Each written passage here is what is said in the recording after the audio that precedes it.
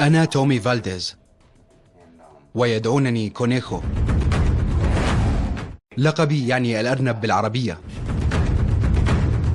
لقبوني بهذا الاسم لأني كنت أهرب من الشرطة دوما. كنت مطلوبا بتهمة السرقات المسلحة والاعتداءات بأسلحة قاتلة وبعض التهم المتعلقة بالأسلحة. لم أصدق أنهم أمسكوا بي.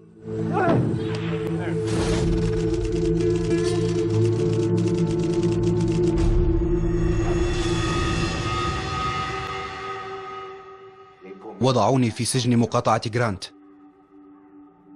إنه سجن قديم جدا، كان مكتظا دوما.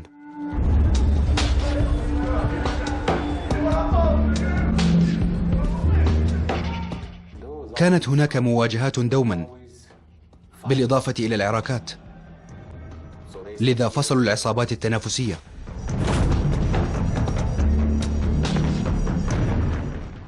أنت رجل عصابات صح؟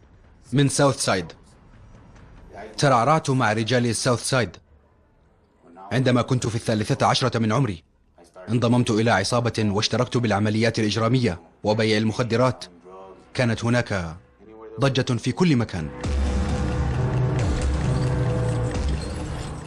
مرحبا صديقي. صديقي جوناثان رودريغيز هو أعز أصدقائي، يدعونه سنوبي. اعتقل سنوبي قبلي بأسبوعين. قال لي: كونيخو، ماذا تفعل هنا؟ مرحبا سنوب، أهلا بك. كيف حالك؟ أهذا أنت؟ أرتورو؟ أهلا، سعدت بعودتك. كان أرتورو ينتظر عقوبته بتهمة السرقة المسلحة. كانوا سيسجنونه لمدة 25 عاما أو أكثر. عرفنا جميعا أننا سنسجن لفترة طويلة. أدركت الأمر، سأسجن 10 أعوام أخرى وأنا لا أريد ذلك. تومي فالديز رجل خطير، لديه عقلية إجرامية ولا يعيد التفكير قبل قتلك. كان أرتورو توريس عضوا في عصابة في كاليفورنيا فأحضرت تلك العقلية معه. وكان جوناثان الرجل المجنون، لم يكن يخاف استخدام المسدس إن وضعته في يده. اجمع هؤلاء الرجال الثلاثة معا وتتشكل لديك العاصفة. كان تفكيرنا نحن الثلاثة مماثلا. أردنا جميعا الخروج وأن نكون مع أطفالنا أو أحبائنا وعائلاتنا وأمهاتنا، أيا كان ما لدينا. اسمعا، متى سنخرج من هنا؟ تروقني طريقة تفكيره. لذا كنا عازمين على الخروج بجميع جوارحنا، لكن مكان السجن كان سيئا للغاية. شعرت أن الهروب سيكون صعبا. كانوا يحجزوننا في زنزاناتنا بين 10:10 مساء و6:30 صباحا. كانوا يفتحون الباب فجأة 6:30.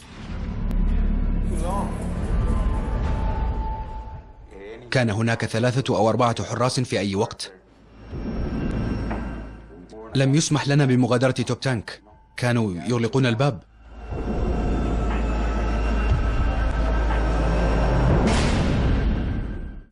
توجب علينا إيجاد طريقة للتغلب على المراقبة. كانت الكاميرتان في الرواق ثابتتين ولم تتحركا. سرنا للأعلى وللأسفل متفقدين مجال رؤيتهم. اكتشفنا أن طريقة وضع الكاميرتين بزاوية شكلت نقطة عمياء في إحدى نهايتي الرواق.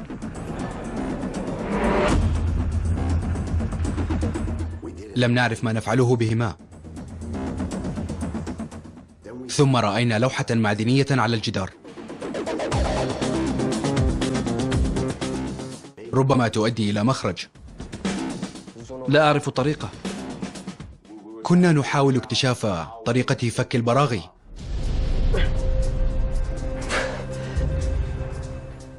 كنا متأكدين أن الكاميرات لا تصورنا، ولكن قد يأتي حارس في أي وقت.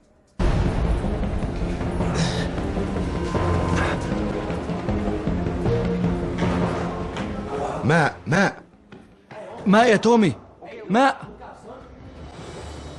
هيا بنا، هيا هيا. ماء ماء. صرخوا جميعا. ماء ماء ماء. هيا بنا، هيا بنا. إنها مجرد كلمة عامية تعني انتبهوا هناك حارس قادم. انزل. هيا بنا. قضي علينا.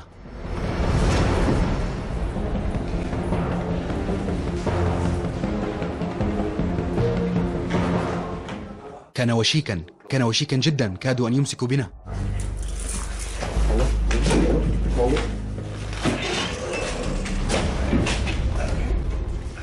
أسرع.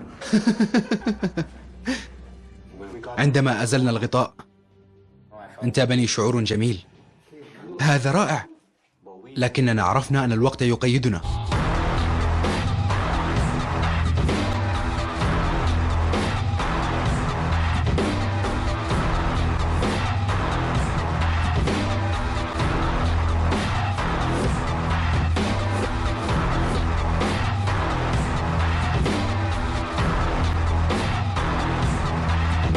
وقفزت للأسفل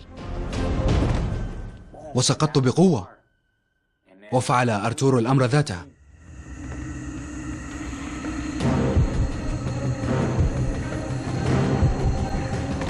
طلبت من صديقي الانطلاق وبدأت بالجري. بدأ صديقي بالجري ورائي.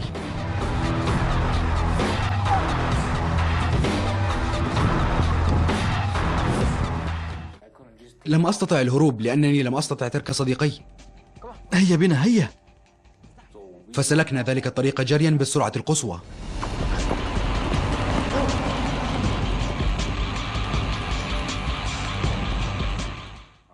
كنت مخبرا رئيسيا في مقاطعة جرانت، المخبر مايك، وأبلغوني على الهاتف بهروب السجناء.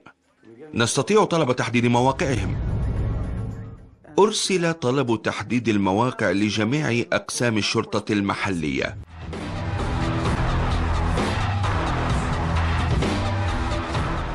والطريقة الوحيدة لوصف ذلك هو هروب 3 كلاب مسعورة. سمعت صافرات الإنذار وتوترت فورا. عرفت أن الشرطة قادمة. توجب علينا مغادرة المكان.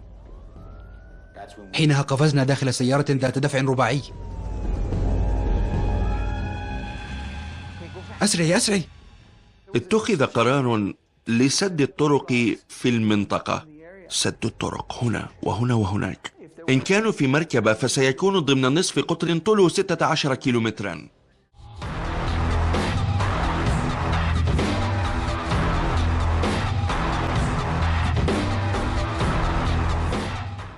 خرجنا من السيارة. تنفسنا الهواء. كنت رجلا حرا. لقد نجحت. بعض المعلومات المهمة التي وردتنا في تلك الليلة هي إعطاء وصف للمركبة. شوهد 3 رجال في وادي أرينا. كان هذا كافيا لتفحص المنطقة وتفتيشها ومراقبتها. حسنا، هذا هو المنزل. كنت أول الواصلين، وكان صديقاي ورائي مباشرة. دخلت، وبعد أقل من دقيقتين أتت سيارة. شعرت بأنه قضي علينا. إنهم آتون. توقفا، لا تتحركا. لم أفعل شيئا. اهدأ، ضع يديك وراء رأسك. لم أصدق أنهم أمسكوا بي. لقد انتهى الأمر، وقد أصبحت مطمئنا بعد أن أمسكنا بهما.